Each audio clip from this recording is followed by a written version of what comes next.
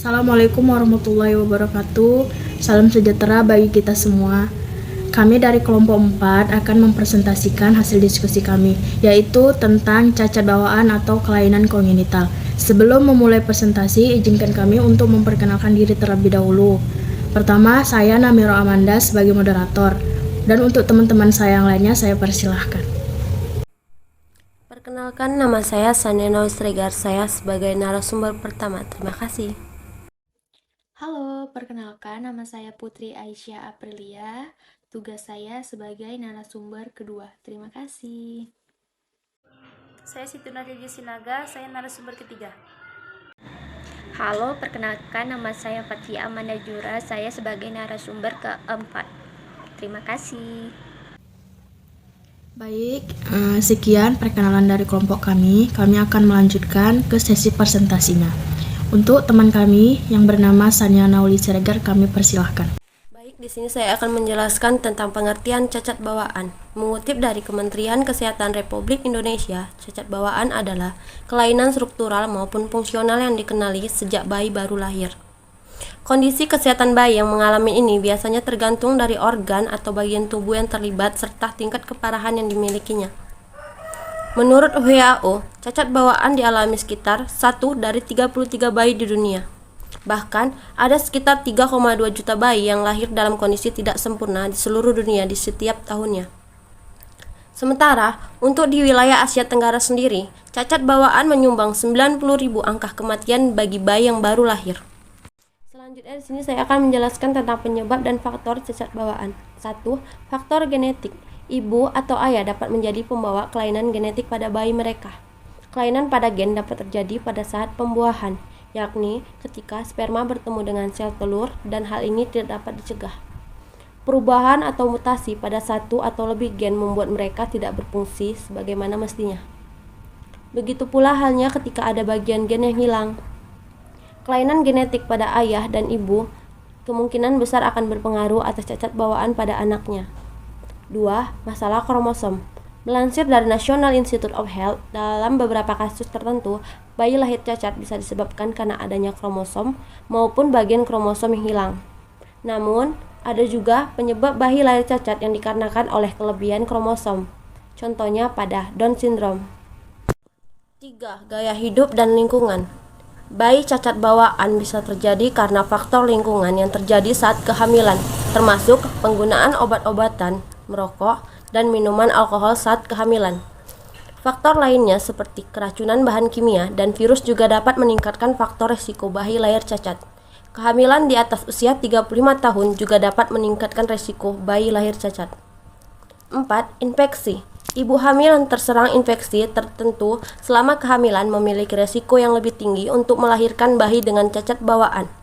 Sebagai contoh, infeksi virus Zika pada ibu hamil bisa memicu mikrosefalus, kondisi saat ukuran otak dan lingkar kepala pada bayi lebih kecil ketimbang yang seharusnya. Materi selanjutnya akan dijelaskan oleh Putri Aisyah Aprilia. Kepada Putri, saya persilahkan.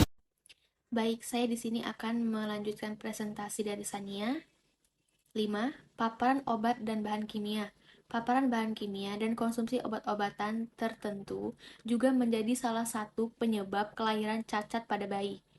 Atas dasar itulah, penting banget untuk semua ibu hamil memperhatikan adanya kemungkinan terpapar bahan kimia saat berada di suatu tempat. Dan perlu juga berkonsultasi dengan dokter saat menggunakan atau ingin mengkonsumsi obat-obatan tertentu. 6. Merokok dan minum alkohol. Alkohol yang masuk ke aliran darah ibu hamil dapat mengalir pada bayi melalui tali pusat. Akibatnya, alkohol berisiko menyebabkan bayi lahir dengan kelainan, keguguran, bayi lahir mati, hingga berbagai masalah lainnya. Semua jenis alkohol sama-sama memiliki bahaya termasuk anggur, wine, dan bir. Sementara bahaya merokok saat kehamilan bukan hanya menyebabkan kelahiran cacat, tetapi juga mengakibatkan bayi lahir prematur, mengalami bibir sumbing, dan kematian. Ketujuh, ibu obesitas. Kondisi ibu yang obesitas atau berat badan berlebih juga menjadi salah satu penyebab kecacatan pada bayi baru lahir. Jika sebelum hamil, ibu hamil mengalami berat badan kurang, berlebih maupun obesitas, sebisanya mungkin konsultasikan terlebih dahulu dengan dokter. Dokter biasanya akan membantu memberi saran agar Anda dapat agar ibu hamil dapat mencapai berat badan ideal nantinya sebagai cara mencegah agar bayi lahir dalam keadaan baik. Kedelapan, faktor mekanik. Tekanan mekanik pada janin selama kehidupan intrauterin dapat menyebabkan kelainan bentuk organ tubuh hingga menimbulkan deformitas organ tersebut. Faktor predisposisi dalam pertumbuhan organ itu sendiri akan mempermudah terjadinya deformitas satu organ. Sebagai contoh deformitas organ tubuh ialah kelainan talipes pada kaki seperti talipes varus, talipes valgus, talipes equinus, dan talipes equinovarus atau clubfoot. 9. Faktor radiasi. Radiasi pada permulaan kehamilan mungkin sekali akan dapat menimbulkan kelainan kongenital pada janin.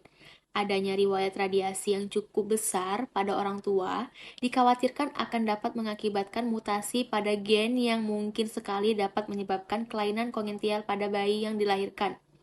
10. Faktor gizi. Pada binatang percobaan, kekurangan gizi berat dalam masa kehamilan dapat menimbulkan kelainan kongenital. Pada manusia, pada penyelidikan menunjukkan bahwa frekuensi kelainan kongenital pada bayi-bayi yang dilahirkan oleh ibu yang kekurangan makanan lebih tinggi bila dibandingkan dengan bayi-bayi yang lahir dari ibu yang baik gizinya. Terima kasih. Presentasi selanjutnya akan dilanjutkan oleh teman kita yang bernama Siti. Untuk slide selanjutnya akan dijelaskan oleh Siti Nurhaliza Borusinaga. Kepada Siti, saya persilahkan. 11. Faktor lainnya. Banyak kelainan kongenital yang tidak diketahui penyebabnya. Faktor janinnya sendiri dan faktor lingkungan hidup janin diduga dapat menjadi faktor penyebabnya. Masalah sosial, hipokesia, hipotemia, dan hipertemia diduga dapat menjadi faktor penyebabnya. Seringkali penyebab kelainan kongenital tidak diketahui. Contoh kelainan kongenital atau cacat bawaan. Berikut adalah beberapa cacat lahir yang dapat dideteksi dengan USG. 1. Spina bifida. 2. Anencephaly. Anencephaly merupakan salah satu kelainan janin atau cacat lahir yang serius. Kondisi ini salah satu dari jenis cacat tabung saraf yang menyebabkan bayi terlahir tanpa sebagian otak dan tulang tengkorak. 3. Hidrocephalus. Kondisi ini ditandai dengan ukuran kepala bayi yang membesar secara tidak normal karena penumpukan cairan di rongga vertikal otak. Kasus ini di Indonesia cukup banyak, sekitar 4:1000 kelahiran. 4. Kaki bengkok atau clubfoot. Clubfoot atau kaki bengkok adalah kondisi kaki memutar di pergelangan kaki ke arah dalam dan membuat kedua telapak kaki berhadapan. 5. Bibir sumbing. Bibir sumbing atau celah pada bibir merupakan salah satu kelainan janin dengan kondisi bibir bagian atas tidak menyatu.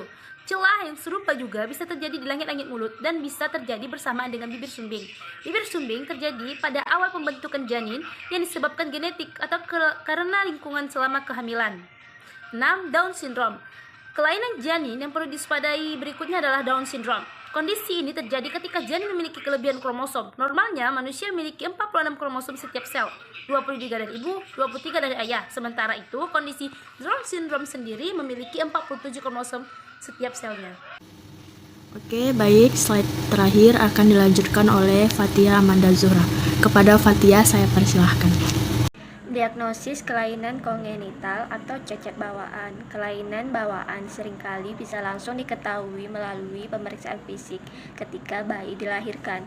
Namun pada kondisi tertentu, misalnya kelainan jantung bawaan, dokter akan menjalankan pemeriksaan penunjang seperti foto röntgen, MRI, eko jantung atau EKG. Pada beberapa kasus, kelainan bawaan pada bayi dapat terdeteksi sejak masa kehamilan. Misalnya, untuk mendeteksi spina bifida, dokter akan melakukan tes darah, USG kehamilan, dan pemeriksaan sampel cairan ketuban pada ibu hamil. Cara pencegahan kelainan kongenital atau cacat bawaan. 1. Dengan cara menghindari diet. Ketika Anda dengan sengaja mengurangi porsi makan atau membatasi jenis makanan tertentu, cara ini justru akan mengurangi asupan nutrisi pada janin. Padahal 1000 hari pertama kehidupan merupakan masa emas bagi tumbuh kembang bayi. 1000 hari pertama kehidupan ini mulai berlangsung sejak bayi berada di dalam kandungan sampai usianya genap 2 tahun. Akan tetapi, makan berlebihan juga tidak bagus karena beresiko membuat Anda mengalami berat badan berlebih dan obesitas saat hamil. Cara kedua yaitu sembarangan minum obat tanpa anjuran dokter. Anda tak boleh sembarangan minum obat pada saat hamil. Beberapa terminum oleh janin karena terserap ke dalam saluran plasenta. Ambil contohnya yaitu obat nyeri seperti aspirin dan ibuprofen. Konsumsi kedua obat tersebut pada ibu hamil harus sangat diperhatikan waktu dan dosis minumnya, terutama pada trimester pertama dan terakhir. Cara ketiga yaitu hindari rokok dan alkohol. Anak yang lahir dari ibu perokok mempunyai risiko yang lebih tinggi untuk memiliki mata juling alias strabismus. Bayi yang ibunya merokok pada trimester pertama kehamilan lebih mungkin untuk memiliki cacat jantung dan paru pada saat kelahiran. Merokok selama kehamilan juga dapat berdampak permanen pada fungsi otak anak, misalnya IQ rendah. Minum alkohol pada saat hamil juga dapat menyebabkan bayi lahir dengan fetal alcohol syndrome atau kondisi cacat lahir yang berdampak permanen. Bayi juga bisa mengalami kelainan bentuk wajah, kepala lebih kecil, bayi lahir mati, cacat fisik, dan kerusakan sistem saraf. Cara keempat, hindari kondisi tubuh yang terlalu panas. CDC menganjurkan ibu hamil untuk menghindari kondisi yang terlalu panas dan mendapatkan penanganan segera saat sedang demam. Hal ini dikarenakan berada dalam kondisi maupun suhu tubuh yang terlalu panas dapat meningkatkan resiko bayi lahir dengan cacat tabung saraf. Cara kelima yaitu mendapatkan imunisasi saat hamil. Ada beberapa jenis imunisasi yang aman diberikan saat hamil, bahkan direkomendasikan. Jenis imunisasi tersebut yaitu vaksin flu dan vaksin tidak, atau tetanus, difteri, dan aselular pertussis. Pastikan Anda berkonsultasi lebih dulu dengan dokter untuk mengetahui vaksin mana yang disarankan selama kehamilan. Cara yang terakhir yaitu penuhi kebutuhan asam folat. Ibu hamil sangat disarankan untuk memenuhi kebutuhan asam folat harian sebagai upaya untuk mencegah kelahiran cacat pada bayi, khususnya di bagian otak dan sumsum tulang belakang. Terlebih lagi, karena otak dan sumsum tulang belakang bentuk sangat dini sehingga beresiko menyebabkan kelainan jika tidak berjalan dengan baik. Salah satu cacat lahir yang bisa terjadi karena asam folat yang kurang yaitu spina bifida pada bayi. Baik, terima kasih kepada para narasumber yang sudah menjelaskan materi kita ini. Selanjutnya saya selaku moderator akan menjelaskan kesimpulan dari hasil presentasi kami ini. Jadi pada banyak kasus kelainan kongenital itu terjadi pada 3 bulan pertama kehamilan, yaitu pada saat organ tubuh bayi baru mulai membentuk. Kelainan kongenital ini umumnya tidak berbahaya, namun ada pula yang harus segera ditangani. Kelainan kongenital ini tidak dapat dicegah, namun resiko terjadinya bisa kita hindari seperti menghindari rokok, menghindari obat-obat terlarang, tidak mengkonsumsi alkohol, dan makan makanan bergizi. Sekian, itu saja presentasi dari kelompok kami. Jika ada kesalahan dalam pengucapan kata, baik sengaja maupun tidak sengaja, kami mohon maaf. Wabillahi taufiq wal hidayah. Wassalamualaikum warahmatullahi wabarakatuh. Terima kasih.